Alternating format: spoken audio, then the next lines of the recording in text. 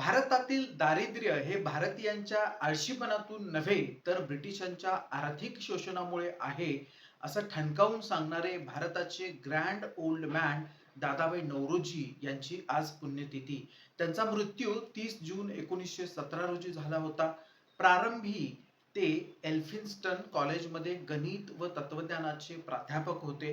1866 मध्ये त्यांनी इंग्लंडमध्ये ईस्ट इंडिया असोसिएशन या संघटनेची स्थापना केलेली होती.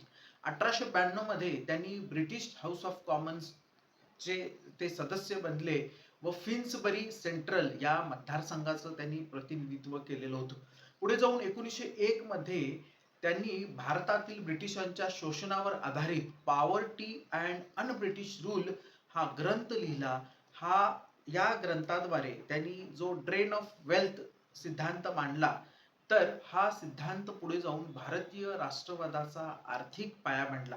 त्यांनी 1886 मध्ये कलकत्ता, 1893 मध्ये लाहोर आणि 1906 मध्ये कलकत्ता असे 3 वेळा राष्ट्रीय काँग्रेसच्या अधिवेशनाचे अध्यक्षपद भूषवले. 1906च्या कलकत्ता येथील अधिवेशनामध्ये स्वराज हे काँग्रेसचे उद्दिष्ट आहे असा ठराव मांडण्यामध्ये त्यांनी महत्वाची भूमिका पार पाडली. त्यांनी रास्त गोपतार आणि व्हॉइस ऑफ इंडिया या वृत्तपत्रांचे संपादन केले.